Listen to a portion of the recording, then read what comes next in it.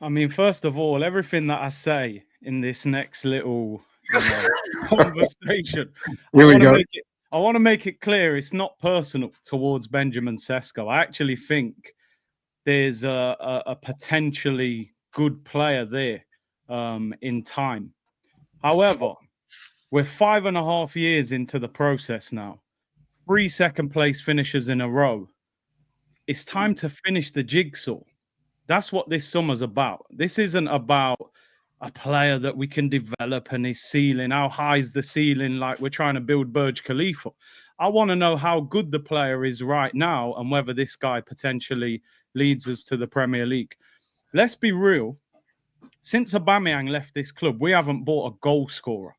We signed Gabriel Jesus, a very good player, all-round player, but he wasn't a prolific goal scorer, never has been. And Havertz was a midfielder that was changed into a striker because ultimately it didn't work in midfield. We've got the money. We're in a position where we can attract top players now, not like when Vlahovic was ducking us. The most informed striker in Europe, in Gyökeres, is available for £65 million. All the rumours are that he would come to us. The wages aren't a problem. And Arsenal have said, no, let's go and buy a project striker. 21 years of age, unproven, never scored more than 14 league goals in a season. And they're going to roll the dice on him going up 2 or 3 levels to potentially win us a league title. So people are saying things like, he's got more potential, or, you know, Isak wasn't as good and then he came to Newcastle and now look at him and things like that. And Sesko suits our system more. These are the pushbacks that we've been getting since yesterday.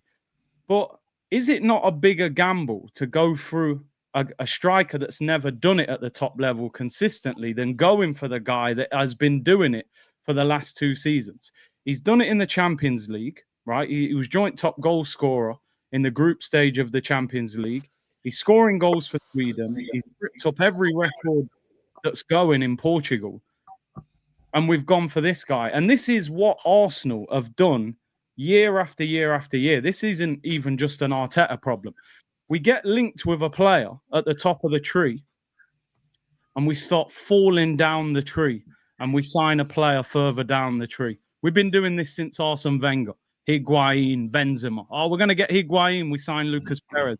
We're going to get Benzema, we sign Danny Welbeck. Yeah?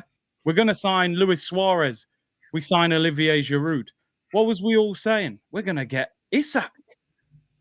Now we're saying, we're not getting him, too expensive. He won't leave. We'll get Gyökeres, most informed striker in Europe. Nah, we're not going to get him. We're going to get Sesko. I call him Benjamin Tesco, but, you know. Yeah, I thought you said it's not personal.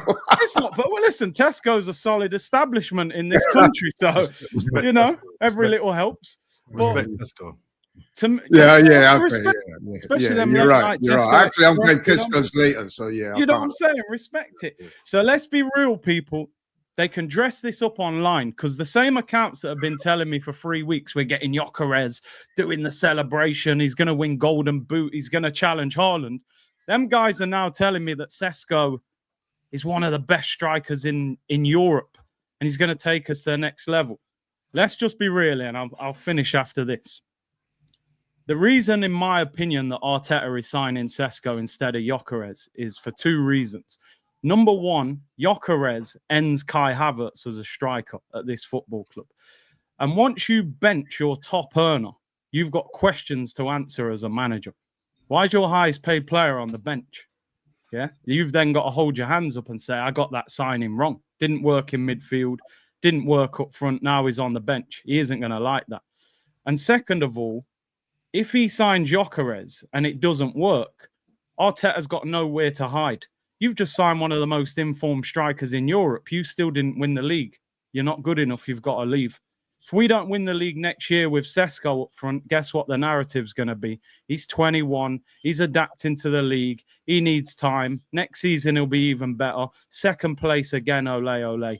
So as far as I'm concerned, I think Sesko could be a decent player in time.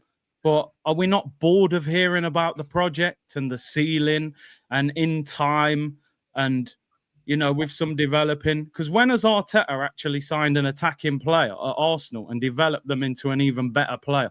Really, to be honest, Martinelli, Trossard, all these guys, Havertz, they all haven't really improved that much. So as far as I'm concerned, same old Arsenal took the easier option, and I think we'll probably get a similar result next season. Wow.